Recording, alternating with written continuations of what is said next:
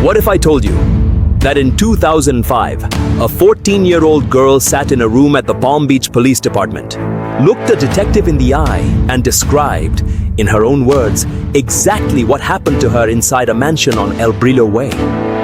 She described being recruited at her high school. She described being told she would give a massage for money. She described what actually happened when she walked into that room. And her words were recorded. Those recordings sat in law enforcement files for years. The details she described matched, almost word for word, what dozens of other girls told police in separate interviews. This was not a he said, she said. This was a pattern, a system, a scheme disguised behind one word: massage.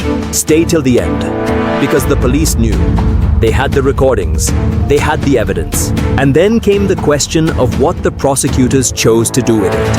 I'm Mark Epstein, and this is the Epstein Files.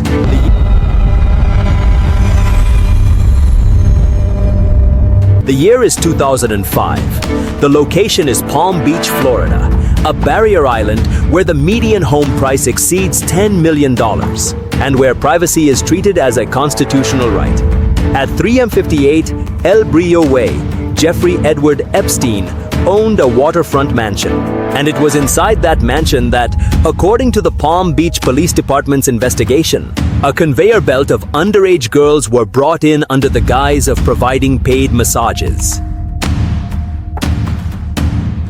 The investigation began in March 2005, when the mother of a 14-year-old girl contacted the Palm Beach Police Department and reported that her daughter had been taken to Epstein's home and molested. The case was assigned to Detective Joseph Recarey, a veteran investigator with the Palm Beach Police Department. What Recarey uncovered over the following months would become one of the most extensively documented cases of serial sexual abuse of minors in American law enforcement history, and one of the most aggressively buried. Detective Recarey and his colleagues conducted interviews with victims, witnesses, and associates of Epstein. According to the Palm Beach Police Department's probable cause affidavit, which was filed in support of a search warrant, and later referenced in federal proceedings under Case 08-80736-CIV in the Southern District of Florida, the detective identified more than 40 potential victims.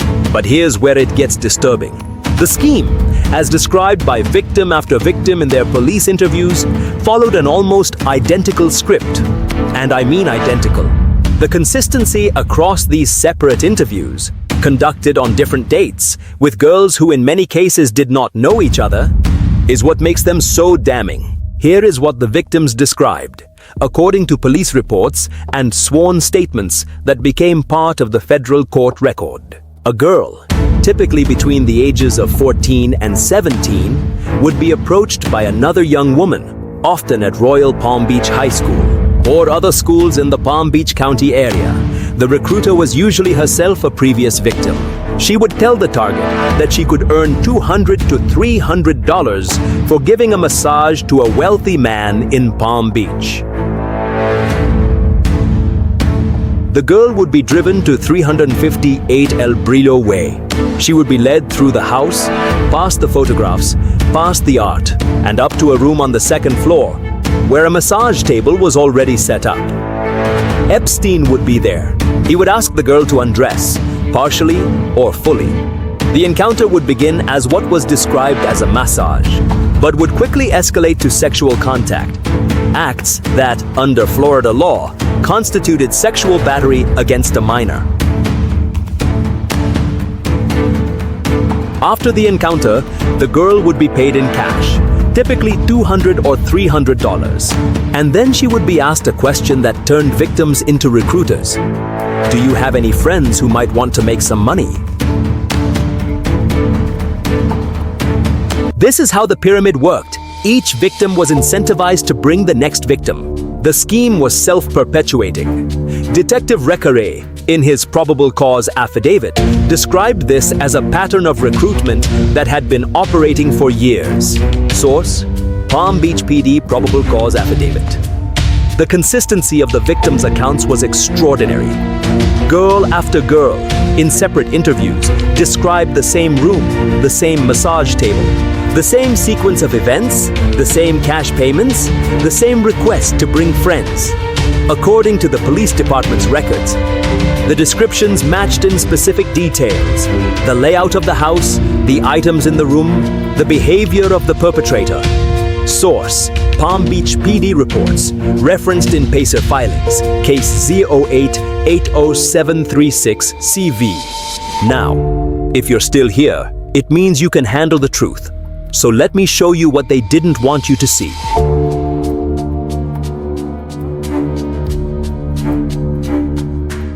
Epstein's household staff corroborated the victims' accounts.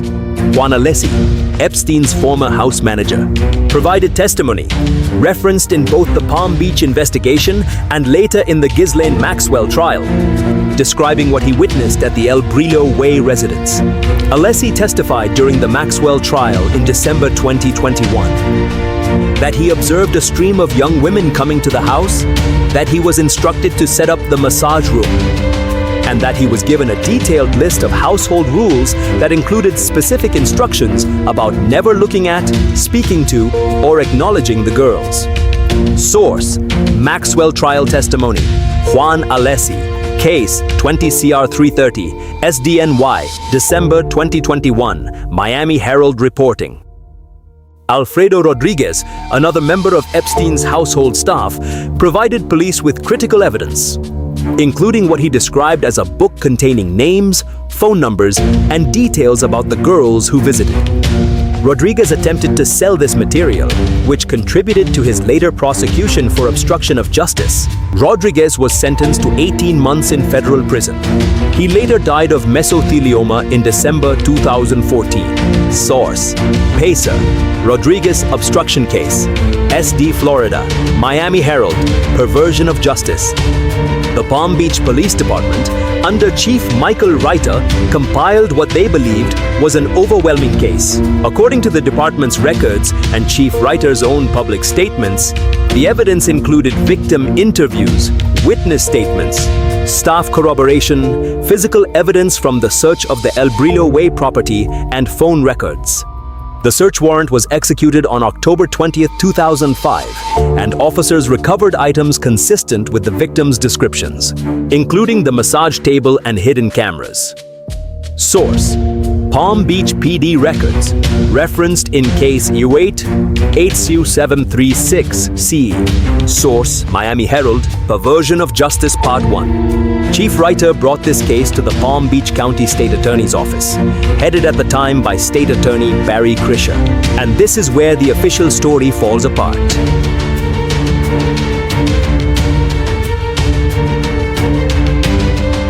Despite the volume of evidence, more than 40 identified victims, corroborating witness testimony, physical evidence, and recorded interviews, the State Attorney's Office did not pursue felony charges against Epstein. Instead, according to records and reporting, Krischer's office took the case to a grand jury that returned a single charge of solicitation of prostitution. Source: Grand jury records referenced in case 08-80736-CIV. Source: Miami Herald, perversion of justice part 2. Not sexual battery, not lewd and lascivious acts on a minor. Solicitation of prostitution. For what dozens of girls, children, described in their own words to police detectives. Think about what that charge means. Solicitation of prostitution reframes the crime entirely. It makes the underage victims into participants rather than victims. It reduces a serial predator to a John. It is, as multiple legal analysts and victims advocates have stated, a charge that does not reflect the evidence that was gathered. Chief Reiter was so disturbed by the state attorney's handling of the case that he took an extraordinary step. He wrote a letter to the state attorney's office objecting to the charging decision and subsequently contacted the FBI. Source: Reiter's communications referenced in case 08-80736-CIV, Miami Herald, perversion of justice part 2. This referral led to the opening of a federal investigation by the FBI's Miami field office. The FBI investigation expanded the scope significantly. According to records that were later referenced in federal court filings, federal agents conducted their own interviews with victims and identified additional victims beyond those found by Palm Beach police. The federal investigation was supervised by the FBI's Miami field office and involved the United States Attorney's Office for the Southern District of Florida. Source: FBI investigation records referenced in Case 08-80736-CIV and Case 08-8099-SD Florida. But then came the non-prosecution agreement.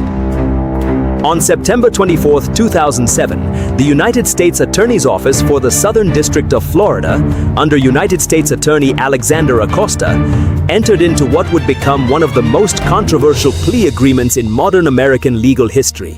Under the terms of this agreement, Epstein would plead guilty to 2 state charges: 1 count of solicitation of prostitution and 1 count of procurement of minors for prostitution, and serve 18 months in the Palm Beach County stockade. In exchange, the federal government agreed not to prosecute Epstein or any potential co-conspirators.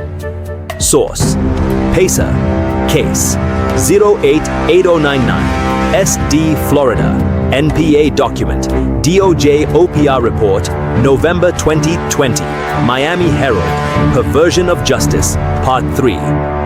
The victims were not informed of this agreement before it was finalized. This was later found to be a violation of their rights under the Crime Victims' Rights Act. In 2019, U.S. District Judge Kenneth A. Mara in the Southern District of Florida ruled that federal prosecutors had violated the CVRA by failing to confer with the victims before entering into the NPA.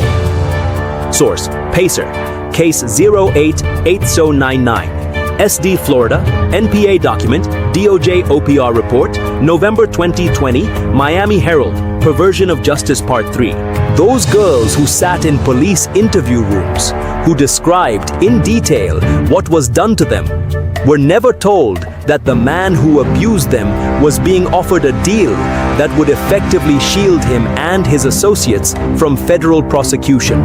The recorded voices of those victims, the statements they gave to Detective Recarey and his colleagues, were reduced to footnotes in a bargain struck behind closed doors. Oze. So here is what this episode comes down to. The victims spoke. They spoke to police. They spoke clearly. They spoke consistently. Their accounts were corroborated by witnesses, by physical evidence, by the very staff who worked in that house. The word massage was the mask. The word that was used to lure them in. The word that disguised the nature of what was happening. And when the system had their words, their evidence, their courage, the system chose to look away. This is not conspiracy. This is court record. The probable cause affidavit exists. The victim statements exist. Judge Mara's ruling exists. The non-prosecution agreement exists. These are documents. They are filed, they are numbered, they are real. The question is not whether the system failed these girls. The question is whether it failed them, or whether it worked exactly as it was designed to work for a man with Epstein's money, connections, and power.